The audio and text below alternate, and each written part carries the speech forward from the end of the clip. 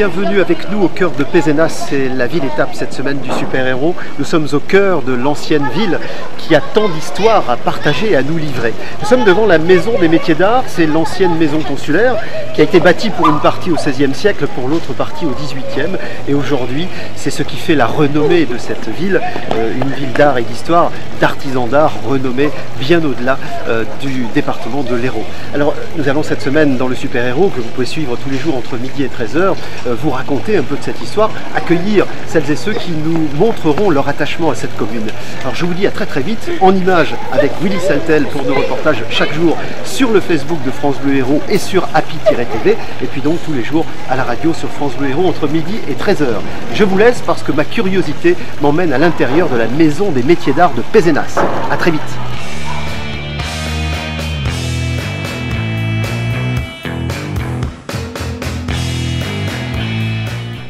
Bienvenue à la maison des métiers d'art de Pézenas. Nous sommes dans le centre historique et Mireille, dont le prénom chante comme la Provence, va nous parler de ce lieu qui accueille des artisans d'art, pas seulement pissénois d'ailleurs, mais qui viennent d'un petit peu partout. Mireille, d'abord un mot sur cet édifice magnifique qui accueille les artisans, ancienne maison consulaire.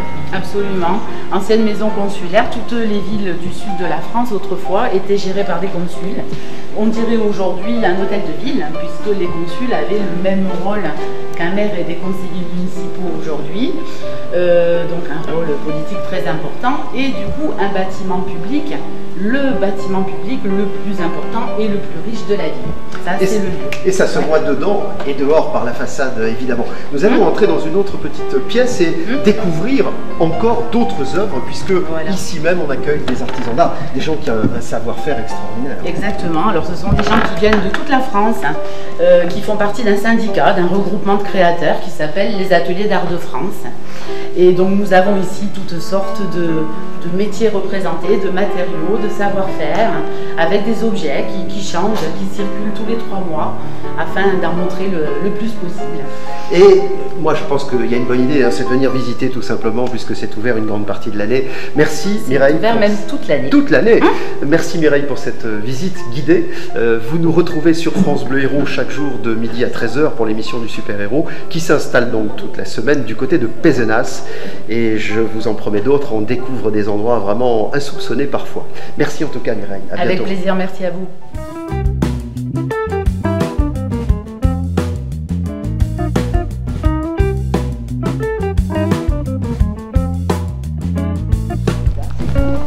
De Molière. Oui. Pardon, je vous interromps Brigitte, mais nous avons la télé qui nous rend visite, qui vous rend visite ici. Bonjour à tous, on est très content de vous faire partager l'étape du super-héros cette semaine à Pézenas. Alors je vais emmener Brigitte par le bras, nous allons descendre quelques marches d'escalier de ce château qui lui appartient et qui est un château lui assez récent dans le domaine. Le domaine, c'est le domaine Grange des Prés. Nous sommes sur la route de Montagnac à l'entrée de Pézenas et Brigitte Anne, ce domaine qui est le vôtre, effectivement comprend un patrimoine bâti de différentes époques, mais c'est surtout une histoire longue et chahutée, difficile parfois. Difficile et très mouvementée, et qui a connu quelques propriétaires, mais pas tellement, puisqu'il a été construit par les Montmorency à la fin du XVIe siècle. Montmorency, nous sommes dans l'histoire du lieu. Voilà, et c'était Montmorency, le fils d'Anne de Montmorency, Henri Ier, qui a vécu ici, qui est mort à la Grange des Prés, et qui a construit donc la Grange des Prés, et qui a donné à sa mort, la Grange des Prés est allée à son fils, qui était Henri II, qui a été Henri II de Montmorency, qui s'est révolté contre Richelieu et qui a été décapité à Toulouse en 1632. Voilà des dates de l'histoire. Triste histoire. Henri II de Montmorency, c'est l'adresse de France Bleu Hérault, vous le croyez, vous, c'est vrai. Alors, rapidement, Brigitte, ce parc magnifique, planté d'arbres géants, pour certains peut-être plusieurs fois centenaires, lui aussi a une histoire mouvementée, ce n'a pas toujours été ce beau parc. Non, le parc a été défiguré parce que la Grange des Prés étant inhabitée à la mort du prince de Conti, la Grange des Prés est devenue une manufacture de draps. Colbert a essayé voulait faire des manufactures de droit dans toute la région. Ah oui, ça marchait bien. Et donc, il a essayé et ça n'a pas marché, mais ceci dit, on a abîmé les bâtiments parce qu'il fallait des grands ateliers et toutes les pièces ont été transformées. Plus de cheminées, plus de beaux escaliers, tout ça, que les balustres, tout a été supprimé. Et la manufacture a fait faillite au bout de 10 ans. Donc la Groche des Prés est restée inhabitée pendant 30 ans et est passée ensuite en caserne militaire. C'était une caserne d'étape entre Metz et Béziers, parce que l'étape était trop longue, donc il fallait une caserne qui puisse accueillir les soldats. Pour accueillir les soldats, et les soldats, c'était intermittent, ça n'était pas complètement habité tout le temps. Histoire difficile hein, pour vraiment voilà. Et alors à ce moment-là, ils ont rasé le château, qui était un château qui devenait vétuste, étant donné qu'il n'était plus habité. Ouais. Donc ils ont rasé le château, qui était devant nous, là. Ouais. Et le jardin a été transformé, bien sûr, tout a été inutilisé, ça c'est pas entretenu. Ensuite, la Groche des Prés est devenue une caserne et un hôpital. Et ben voilà, ça aurait servi à plein d'utilisations différentes. Bon, un hôpital militaire. Je ne parle pas du château plus récent qui est derrière nous, mais voilà. On va terminer avec cette belle histoire. Cette belle histoire, c'est qu'aujourd'hui, et depuis quelque temps, vous ouvrez votre propriété au public par le biais de visites guidées de l'Office du tourisme. Voilà, exactement. Donc ils peuvent apprendre de votre histoire. Oui, surtout notre guide qui est chargé de faire la visite connaît l'histoire de la Groche des Prés 10 fois mieux que moi. Il se régale. Il se régale. La visite dure 2 heures et il a toujours des choses à dire et des tas de documents extraordinaires, de documents qu'on a retrouvés qui sont passionnants. Ouais. Bon, il nous faudrait une grande émission pour parler de ce domaine, de cette propriété de Brigitte. Merci de nous avoir fait la visite, même si elle était un petit peu concentrée. Mais en tout cas, nous, on reste avec vous sur France Bleu Héros et sur Happy TV avec toute cette semaine des images de Pézenas, ville-étape de l'émission. Merci de nous suivre. Merci Brigitte, merci beaucoup. Je reconnais que vous servir de guide dans nos étapes du super-héros, c'est un vrai bonheur. Je suis en compagnie de Christine qui, elle, c'est son vrai métier, est guide du patrimoine à Pézenas. C'est l'étape de cette semaine. Alors nous avons pris quelques dizaines de mètres de hauteur pour surplomber notamment la vieille ville de Pézenas. Christine, derrière nous, on aperçoit un peu mieux comme ça en hauteur l'architecture de la ville telle qu'elle fut imaginée à l'origine. Voilà, on peut voir en fait la butte de pin sur laquelle s'est levé l'ancien château de Pézenas, mentionné au début du XIIe siècle, et nous sommes ici à l'emplacement de l'ancienne commanderie des Templiers. Entre ces deux points, on peut voir donc la maison consulaire qui trône au milieu de la place médiévale, la place du marché au blé, et cette ville médiévale très dense, bordée par ses anciens remparts. Aujourd'hui, donc, le cours Jean Jaurès a remplacé les anciens fossés, et au-delà, le deuxième enclos, aménagé après la construction donc de la deuxième enceinte par Henri Ier de Montmorency, nous montre ses hôtels particuliers et ses édifices religieux. Pézenas, ville d'art et d'histoire, en évoquant le cours Jean Jaurès, il y a une belle histoire, celle des 2 coquilles Saint-Jacques qui ont été replacées, qui ont été repêchées dans l'Hérault à une époque où elles y avaient été jetées. Ça fait partie des petites histoires de la ville, il y en a plein évidemment car c'est une ville très riche sur le plan patrimonial. Alors on continue à vous faire découvrir cette ville en compagnie de celles et ceux qui nous y accompagnent. Un grand merci à Christine pour ses connaissances partagées et merci à Willy Saltel derrière la caméra pour les reportages que vous suivez cette semaine du côté de Pézenas. À la découverte du Pézenas intérieur, du Pézenas historique. D'ailleurs, le lieu sur lequel nous sommes avec Christine, qui est guide du patrimoine à Pézenas, nous sommes vraiment sur l'un des endroits certainement les plus anciens de la ville. C'est le lieu où il y avait un château. Enfin, je pose la question quand même à Christine. Y avait-il un château ici? Oui, il y avait vraiment un château mentionné dès le début du XIIe siècle. Un château qui est connu aussi par une gravure du XVIIe avec des tours, un grand donjon, une chapelle, un château défendu par la porte Gaillarde. Et malheureusement, il n'en reste aujourd'hui que la base d'une tour située chez un particulier. Mais les Picénois adorent venir voir ce lieu qui est ouvert pour certaines festivités. Oui, c'est juste au-dessus de nous, il y a une espèce de terre-plein sur lequel on peut accueillir, je pense, pas mal de monde.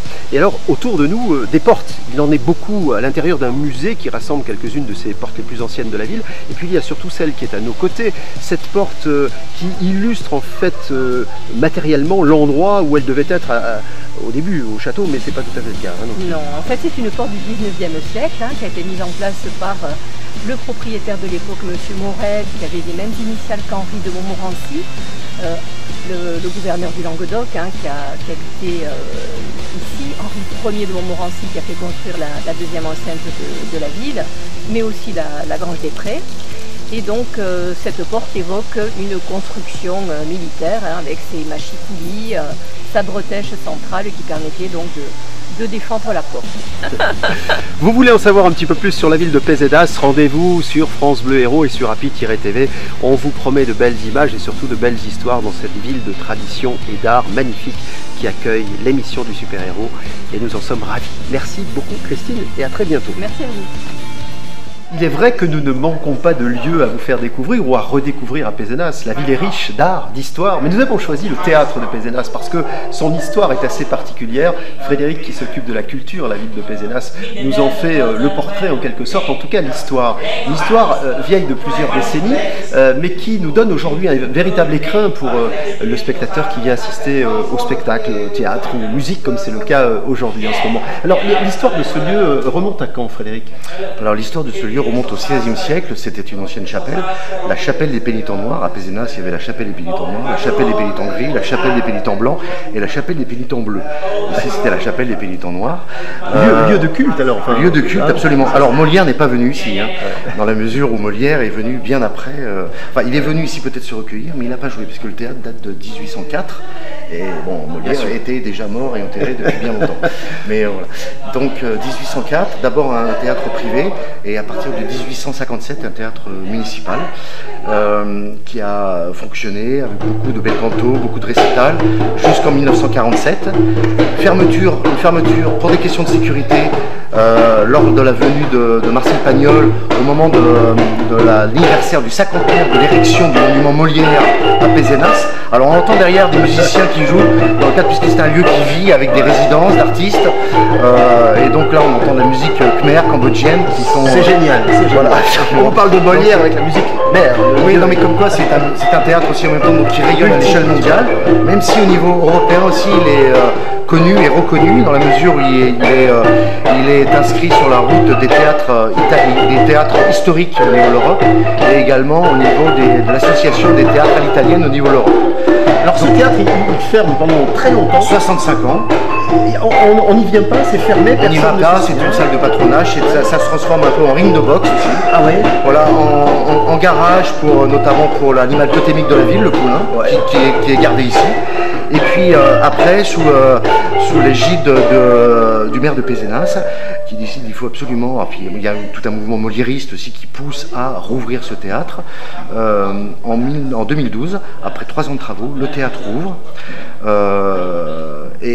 Maintenant, c'est un théâtre qui vit pleinement, avec 20 000 spectateurs par an, avec des spectacles, des conférences, des lectures, des résidences d'artistes, des ateliers pour les enfants, beaucoup aussi d'éducation artistique. C'était vraiment une pléthore d'artistes qui viennent, aussi bien en musique, en théâtre bien sûr, en chant lyrique, en danse aussi, malgré, la scène est particulière, déjà aussi il y a une pente de 4%, donc ce qui donne aux artistes, notamment aux danseurs, une grande fatigue, je dirais, parce que faire travailler les chevilles sur une pente à 4%, c'est très dur. Alors la scène fait 15 mètres de profondeur et la salle fait également 15 mètres de profondeur. C'est vraiment une particularité. Elle est carrée. Elle est un peu carrée, en tout cas rectangulaire, on va dire plutôt, rectangulaire. Mais c'est un écrin avec une salle qui fait 234 places. Malgré le fait qu'à l'époque, au 19e siècle, il y a eu jusqu'à 580 places dans cette salle. C'était le double quasiment. Ouais. Pratiquement le double, mais pour des questions de sécurité, on a le poulailler notamment n'est plus utilisé. Le parterre aussi par contre a été complètement refait. Par contre, au niveau du premier et second balcon, les courbes des sièges ont été gardées. Alors ce qui permet des fois, c'est-à-dire que c'est un théâtre aussi qui des fois ou sur des places on entend, mais c'est pas forcément un lieu pour voir. C'est parfois inconfortable hein, quand on est. C'est parfois inconfortable, mais le lieu est magique. Voilà. Donc on venait notamment pour voir, pour écouter beaucoup de bel canto à l'époque, début 20e, puis fin 19e, du bel canto, des récitals, etc. Donc maintenant c'est très ouvert, ça reste vraiment ouvert à tous les arts. Vous en connaissez, vous, des lieux, chapelle, entrepôt, ring de boxe et finalement un beau théâtre à l'italienne. Nous découvrons Pézenas en votre compagnie sur France Bleu Héros et sur Happy-TV pour les images. Merci Willy Saltel, merci Frédéric de cette visite dans ce beau lieu ici à Pézenas. Mais je vous en prie, puis j'invite tout le monde à venir découvrir ce lieu. Comme le ferait peut-être Molière. Merci.